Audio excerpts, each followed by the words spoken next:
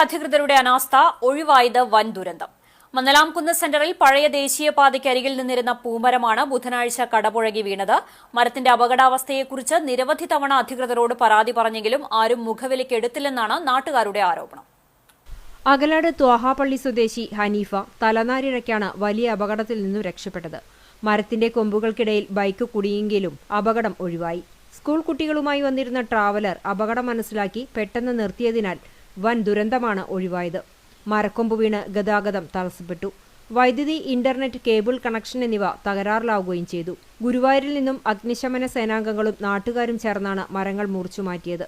ഇതുകൂടാതെ മന്ദലാംകുന്ന് സെന്ററിൽ തന്നെ മറ്റൊരു പൂമരവും ബദാമരവും ഏത് നിമിഷവും നിലം പതിക്കുന്ന അവസ്ഥയിലാണ്. 2022 അപകടാവസ്ഥയിലായ മരങ്ങൾ മുറിച്ചുമാറ്റുന്നതിനു വേണ്ടി പുന്നൂർ പഞ്ചായത്ത് ബോർഡ് മീറ്റിംഗിൽ വിഷയം ചർച്ച ചെയ്യുകയും മുറിച്ചുമാറ്റുന്നതിനു വേണ്ടി PWD അധികൃതർക്ക് നിർദ്ദേശം നൽകുകയും ചെയ്തിരുന്നു എന്നാണ് വാർഡ് മെമ്പർ അസീസ് മന്ദലാംകുന്ന് പറയുന്നത്.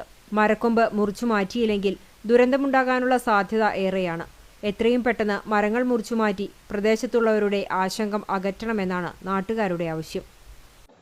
നമ്മുടെ ഇന്ന് മന്ദലാംകുന്ന് സെൻറ്ററിലുണ്ടായ വലിയ ബദം കഴിഞ്ഞ ഒരാഴ്ച മുന്നേ ശക്തമായ കാറ്റിന് നമ്മുടെ KCB ലൈനിലേക്ക് വീണ് നമ്മുടെ പ്രദേശം 5 ദിവസത്തോളം കറണ്ടില്ലാത്തൊരവസ്ഥ ഉണ്ടായി.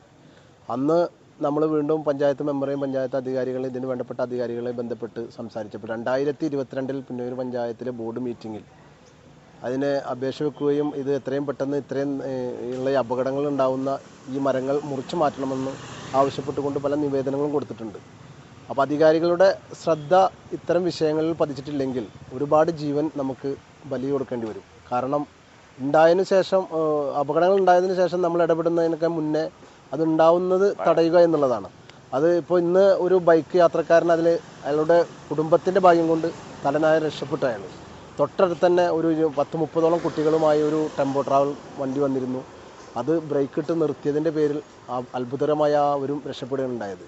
അപ്പോൾ എത്രയും പെട്ടെന്ന് അധികാരികൾ ഇത്രയും കാര്യങ്ങൾ ശ്രദ്ധ പതിപ്പിച്ചുകൊണ്ട് ഈ മരങ്ങൾ തൊട്ടടുത്ത് വീണ്ടും വലിയൊരു മരം നിൽക്കുന്നുണ്ട്, അതിൻ്റെ വേരുകൾ പറഞ്ഞു വരുന്നുണ്ട്, അത് എത്രയും പെട്ടെന്ന് മുറിച്ച് മാറ്റി ഈ പ്രദേശത്തെ രക്ഷിക്കണമെന്ന് ഇവിടുത്തെ സാധാരണക്കാരായ ആളുകളെ രക്ഷപ്പെടുത്തണമെന്ന് വിനീതമായി അഭ്യർത്ഥിക്കുകയാണ്.